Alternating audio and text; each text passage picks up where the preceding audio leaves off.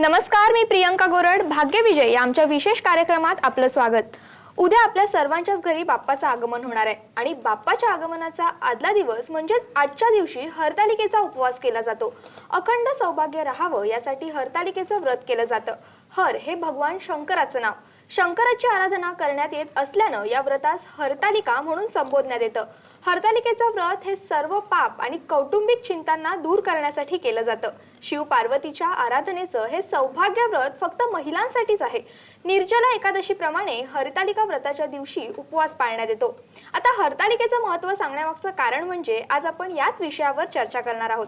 आजचा आपला चर्चेचा विषय आहे तो म्हणजे सिद्धियोग आणि गणेश लक्ष्मी उपासना. आणि या विषयावर आपल्याला मार्गदर्शन करणार आहेत औरंगाबादचे डॉक्टर विजय चाटोरीकर. सर, तुमचं स्वागत आहे आमच्या या कार्यक्रमात. नमस्कार. चर्चेला सुरुवात करण्यापूर्वी मी सरांची थोडक्यात ओळख करून देते. सर गेल्या 22 वर्षांपासून या क्षेत्रात कार्यरत असून मागील 3 पिढ्यांपासून ही परंपरा चालू आहे. ज्योतिषशास्त्र आणि वास्तुशास्त्रात सरांनी PhD देखील केली आहे. The proud of India Bhaskar अवॉर्डने सरांना गौरवण्यात आले. चला तर मग आता थेट सरांशी चर्चा करूयात. सर, मला तुम्हाला पहिला प्रश्न असा विचारायचा वाटतोय की सिद्धियोग म्हणजे नेमकं काय? आता सर्वप्रथम मी तर प्रेक्षकांना उद्या जे गणपती बाप्पा आपल्या इथे येणार आहेत त्यांच्या स्वागतासाठी सर्वांना शुभेच्छा देतो. आणि सिद्धियोग, आता गणपतीच्या 2 पत्नी होत्या, एक रिद्धी आणि एक सिद्धी. आणि सिद्धियोग म्हणजे काय असतं की आपण एखादं आयुष्यामध्ये एखादं काम ठरवतो आणि ते सिद्धीच जाणं म्हणजे पूर्णत्वालाच जाणं, ते जाण्यासाठी जे योग असावा लागतो त्याला आपण सिद्धियोग असं म्हणतो. आणि हे योग आपल्या कुंडलीहून सुद्धा आपल्याला पाहता येतो.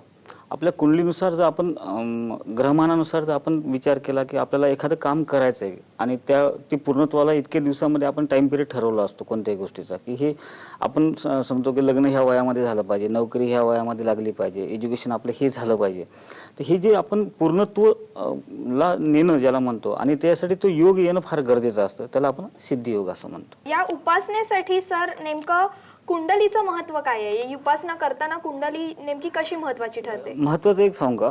पहिले मला एक प्रेक्षकांना सांगायचं आहे की उपवास आणि उपासना याच्यामध्ये खूप फरक आहे.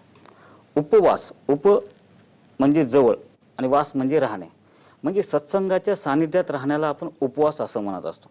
आणि उपासना म्हणजे हे एकाग्रता वाढण्यासाठी, आपलं मनोबल मनोधैर्य वाढण्यासाठी आपण जी उपासना करतो त्याला उपासना म्हणतो. आता उपासनेमध्ये आपल्या कुंडलीचं काय महत्त्व आहे तर प्रत्येक व्यक्तीनुसार त्याला कोणती उपासना सूट होते हे आपल्याला कुंडलीनुसार कळतं. म्हणजे कोणाला मारुतीची उपासना लाभदायी असते, कोणाला गणपतीची उपासना लाभदायी असते, कोणाला देवीची उपासना लाभदायी असते. तर ह्या सर्व उपासना आपण आपल्या जन्मकुंडलीनुसार पाहू शकतो की आपल्याला नेमकी कोणत्या देवतेची उपासना लाभदायक ठरू शकते. त्यानुसार आपण जाणकार ज्योतिषाचा सल्ला घेऊन जर त्या देवतेची उपासना केली तर निश्चितच आपल्याला कमी काळामध्ये जास्तीत जास्त लाभ मिळवता येतो. नक्कीच सर, गणेश उपासना जी केली जाते ती नेमकी कोणत्या कार्यासाठी केली जाते? आता गणेश उपासनेचं एक महत्त्वाचं तुला सांगतो की तुला ही एक दंतकथा सगळ्यांनाच माहिती आहे की गणपती आणि कार्तिक हे दोघंजण भाऊ आहेत.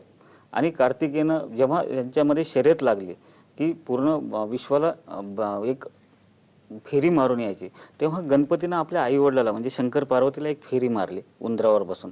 आणि तेव्हापासून त्याला एक वरदान आहे गणपतीला की कोणतीही उपासना किंवा कोणतीही पूजा त्याच्यामध्ये प्रारंभ हा गणेश पूजनानेच होतो. तर ते गणेश पूजनाचं महत्त्व प्रत्येक उपासनेमध्ये आहे. कोणतीही उपासना करा, तुम्हाला गणपतीचं नाव घेतल्याशिवाय ती साध्य होऊ शकत नाही किंवा ती सिद्ध होऊ शकत नाही.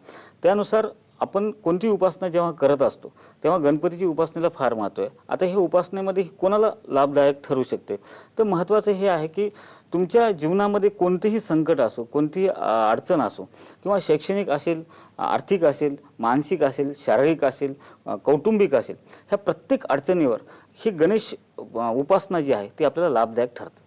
नक्कीच सर, मला आता तुम्ही जी गोष्ट आठवण करून दिलीत लहानपणी ती प्रदक्षिणाची, म्हणजे बाबा आम्ही लहान असताना मला नेहमी ती गोष्ट सांगायचे.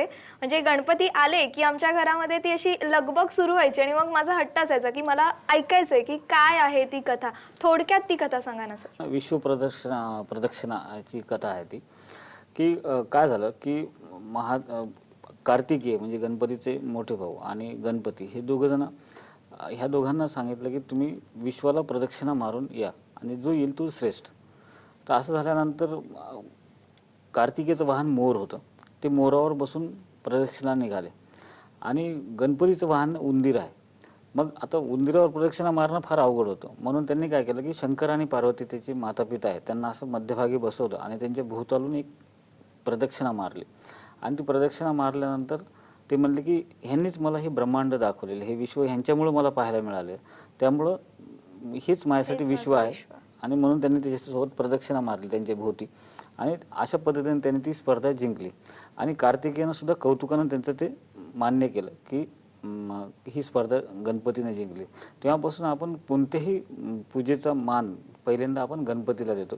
अशा 2 कथा आहेत. दुसरी कथा याच्यामध्ये अशी आहे की गणपतीला जेव्हा त्याचं शिरच्छेद करून त्याला हत्तीचं तोंड बसवण्यात आलं, तेव्हा पार्वती नाराज होऊन महादेवाला म्हणाली की आता हा एक तर विचित्र दिसतोय, प्राण्यासारखा दिसतोय, तर ह्याला मान कोण देईल. तर मग तेव्हा पार्वतीनं शंकरानं तिला वरदान दिलं की कोणतीही पूजा असताना, म्हणजे ब्रह्मदेवाची असू, इंद्राची असू, माझी असू का विष्णूची असू, कोणाची असू, पूजा करताना पहिला मान हे गणपतीलाच मिळेल.